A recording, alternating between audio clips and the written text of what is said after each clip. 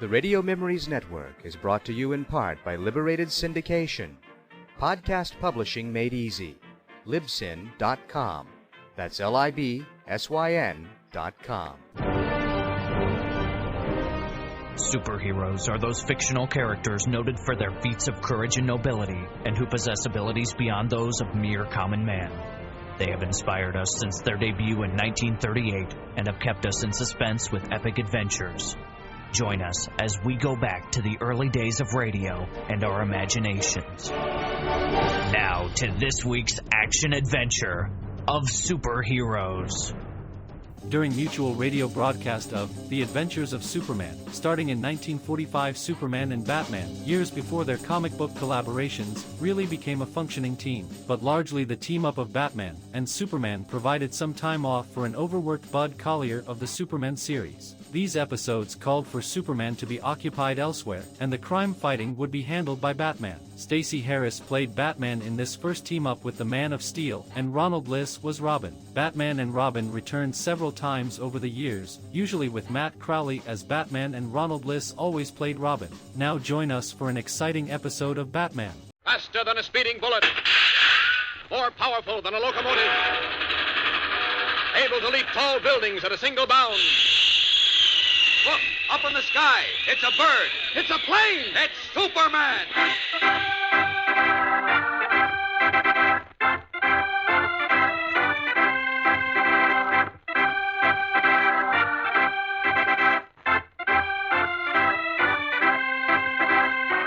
Yes, it's Superman, strange visitor from the planet Krypton, who came to Earth with amazing physical powers far beyond those of mortal men, and who, disguised as Clark Kent, mild-mannered reporter for a great metropolitan newspaper, wages a never-ending battle for truth and justice.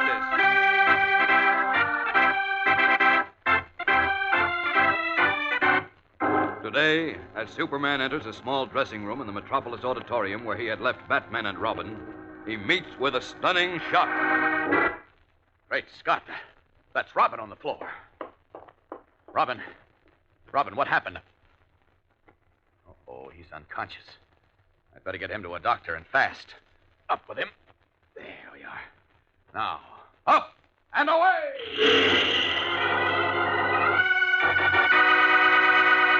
All right, gang, get set now for more Superman contest winners. You may be among these, so listen carefully. Rosemary D'Angelo, Pittsfield, Massachusetts. Thelma Parker, St. Mary's, Georgia. Edward Kennedy, Shreveport, Louisiana. James Miller, Milwaukee, Wisconsin. Jack McIlvain, Alexandria, Virginia. Nancy Cowles, Pittsburgh, Pennsylvania. David Brazier, Deer Park, Ohio. Catherine Schlemmer, Whittier, California. Billy Whitney, College Place, Washington. Mickey McConville, Minneapolis. John Biggerstaff, Mahoningtown, Pennsylvania. Teresa LaBorge, Witherton, New York. Ann McManus, Cambridge, Massachusetts. Malcolm Friedman, Corvallis, Oregon. Bucky Zeitler, La Feria, Texas. Janet Baker, Sharon, Oklahoma. Michael Chewy, Harvey's Lake, Pennsylvania. Merlene Lawless, Grants Pass, Oregon. Dick Loosebrink, San Diego, California. Gladys Althoff, Powell, Wyoming. Kara McMahon, Lewiston, Idaho. Joan DeVore, Washington, D.C. Muriel Harrison, Fort McCoy, Florida. Geraldine Poisson, Freewater, Oregon. Ruth Horton, Livermore, California. Howard O'Connell, Wilson, North Carolina. Doris Pierce, Norfolk, Virginia. Betsy Brown, Kearney, New Jersey. Bob Verdi, North Tarryton, New York. Margian Bremer, Parker's Prairie, Minnesota. Darrell Carroll, Logan, Utah. Colleen Elay, Adza, Iowa. Linda Campbell, Dallas, Texas. Jim Roach, Terre Haute. Caroline Root, Nottingham, Pennsylvania. Jimmy Oster, University Heights, Ohio. Bruce Kershaw, Fall River, Massachusetts. Roger Nouth, Oradell, New Jersey. George W. Collins, Corvallis, Oregon. John Wright, Philadelphia. Robert Snyder, Staunton, Virginia. Marie Ciolino, San Francisco. Rosemarie Pugliese, Brooklyn, New York. Donald Barron, Nanticoke, Pennsylvania. Susan Spinner, Seattle, Washington. Ethel Kolko, San Luis Obispo, California. Shirley Wynn, Elk Basin, Wyoming. Donald DeBow, Billings, Montana. Lester Weiner, Dorchester, Massachusetts. And Arthur Leslie, Camden, New Jersey. That's all for now. More later in the program, so keep listening.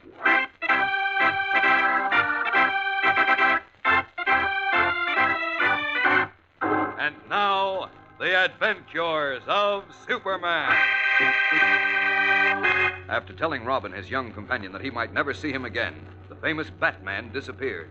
Then, 12 days later, while Robin and Superman hunted desperately for him, Batman apparently reappeared without notifying his friends and delivered a rabble-rousing, un-American speech in Metropolis Auditorium. Unable to believe their ears, Superman and Robin, in their guises of Clark Kent and Dick Grayson, respectively, hurried to Batman's dressing room after the speech. But when they were given a cold reception, Robin asked Kent to leave, then appealed to Batman to explain his amazing behavior. To his utter bewilderment, the man he considered his dearest friend turned on him viciously. And when Kent returned a short time later, he found Batman gone and Dick lying on the floor, unconscious. As Superman, Kent rushed Dick to the office of a nearby doctor, where the boy was treated for a scalp wound. Now, a little while later, Robin is again alone with Kent, heartbroken and close to tears. He hit me, Mr. Kent.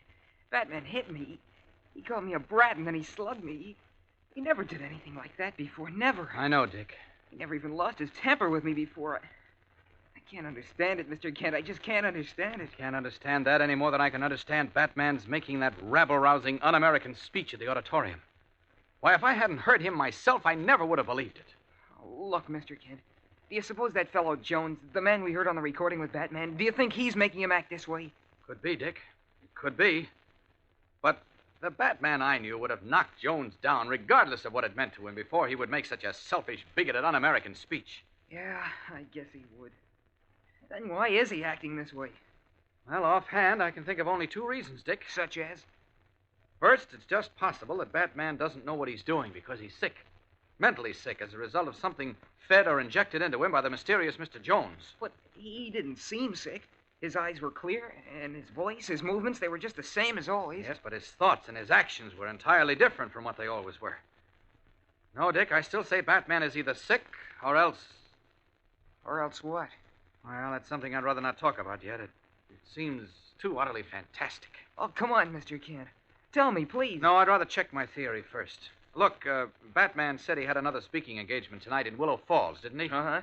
All right, I'm going up to Willow Falls, and before this night is over, I'm going to find out if Batman is sick or, well, the other thing. Swell, I'll go with you. No, Dick, you're still a little groggy. Oh, no, I'm okay now. Honest. I want to go, Mr. Kent. I'd rather you didn't, Dick. I want to talk to Batman alone. Oh, well, okay. Good fella. Now, get your coat on. I'll take you over to Jim Olson's house. Jim Olson's? Mm-hmm. What for? Because if my second theory is right, you may be in danger. So I'd rather you were someplace else than your home until I get back. Oh, don't worry about me. I can take care of myself. Well... Besides, until I know what gives with Batman, I want to be at home, in case he calls and needs me. Well, that's the way you want it. All right, Dick. I'll run you home, then I'll hop up to Willow Falls and have it out with Batman. Come on, let's go. After seeing Robin safely to his home, Clark Kent secretly resumes his true identity. Then, as Superman, he streaks 30 miles north to the bustling town of Willow Falls.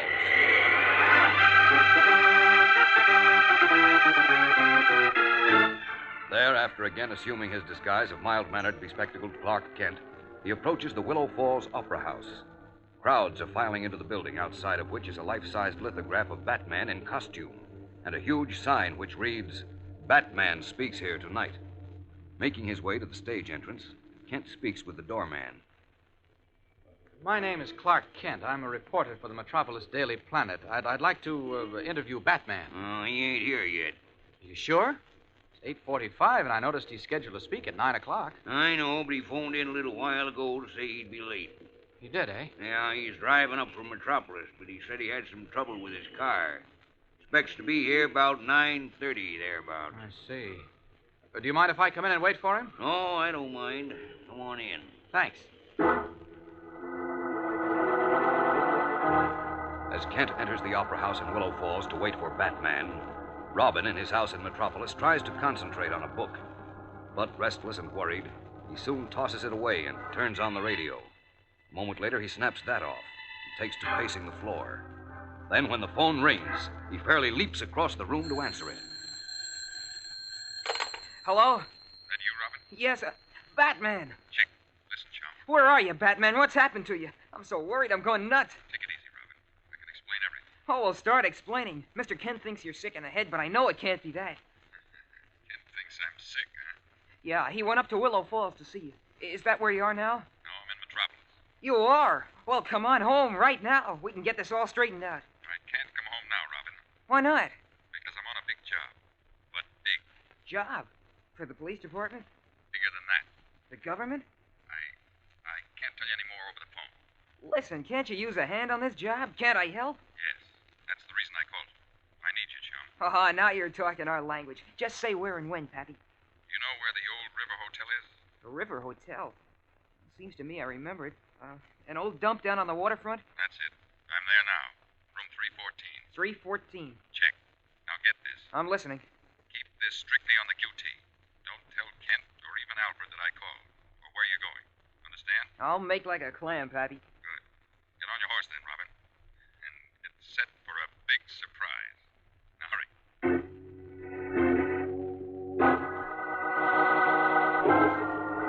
What is the big surprise that has just been promised the now happy Robin? We'll be back in a moment to find out, so keep listening. Stand by now for more contest winners. Here they are. Marilyn Kornberg, Brooklyn, New York. Bill Bruckert, Chicago. Sharon Avery, Bremerton, Washington. Myrna Verotza, North Sacramento, California. Donald Shanton, Portland, Oregon. James Boos, Huron, Ohio. Tommy Paulson, Washington, D.C. Louis Abitula, Oakland, California. Edward Smith, Uxbridge, Massachusetts. Dave Schneider, Schofield, Wisconsin. Angela McCauley, Floral Park, New York. Ronald Tallman, Manville, New Jersey. John Willows, Lewiston, Idaho. Harry Tykes, Pittsfield, Massachusetts. Billy Grubb, Kenton, Ohio. Mary Matsella, Princeton, New Jersey. James Smith, Norwalk, Connecticut. Ruth Heckathorn, Van, Pennsylvania. Bob Johns, Portland, Oregon. Bobby Ludwig, Highland, Ohio. Charles Russell, North Hollywood, California. Robert Riley, Port Blakely, Washington. Lewis Hall, Pittsburgh, Pennsylvania. Janet Moden, Portland, Oregon. Judith Ranson, Windsor, Connecticut. Larry Connor, Los Angeles. Skig Nakagawa, Powell, Wyoming. Norman Forrester, Walla Walla, Washington. Hubert Smith, Asheville, North Carolina. David Moeller, Englewood, Colorado. John McSweeney, Bell Harbor, New York. Mike Berger, Murray, Utah. Nellie Gregg, Morgantown, West Virginia. Davis Hess, Athena, Oregon. Leonard Pusinen, Plainville, Connecticut. Vivian Powers, Philadelphia. Harold Clark, Milwaukee, Wisconsin. Raymond Dunhuber, Forest Hills, Long Island. Carol O'Brien, Jamaica Plains, Massachusetts. Joseph Hertzstein, Camden, New Jersey. John Caperna, Schuylkill Haven, Pennsylvania. Mary Tartiff, Lewiston, Maine. Mac Perry, Cherry Valley, Arkansas. James Morbeck, Chicago. Dora Clifford, Shelbyville, Tennessee. Gail Donnelly, Grant City, Staten Island. Jack O'Mara, Snyder, New York. Dennis Crimer, Roscoe, California. Floyd Weiss, Brooklyn, New York. And Randall Prophet, Christiansburg, Virginia. That's all we have time for today, gang. If you weren't among these, you may be on Monday's list, so don't fail to listen.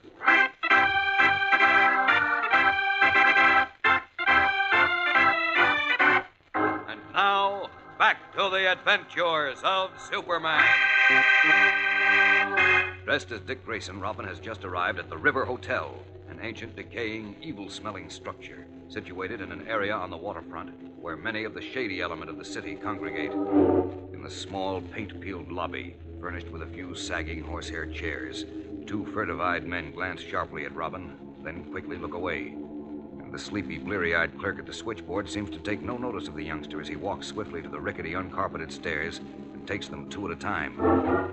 On the third and top floor, where a single small electric bulb only seems to make the shadows deeper, Robin reads the numbers with difficulty on the cheap, scarred doors.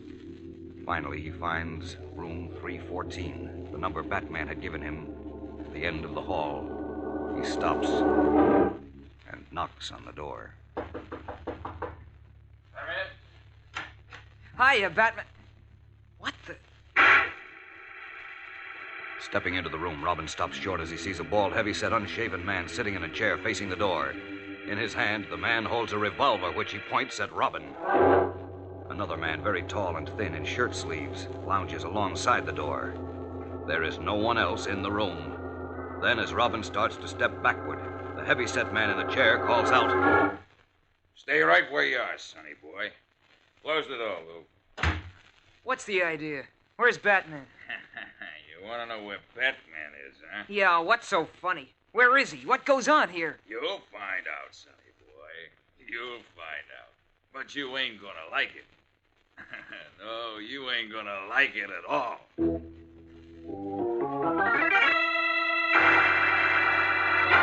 What does this mean? Was Robin deliberately led into an ambush by Batman? It hardly seems possible. But then other things Batman has done since his strange reappearance have hardly seemed possible, too. What will happen now to Robin as Superman, 30 miles away in Willow Falls, is unaware of this latest and serious development? There's more excitement and baffling mystery in Monday's thrilling episode, gang, much more. So be sure to listen. Don't fail to tune in again Monday, same time, same station, for Chapter 5 of Batman's Great Mystery on The Adventures of Superman.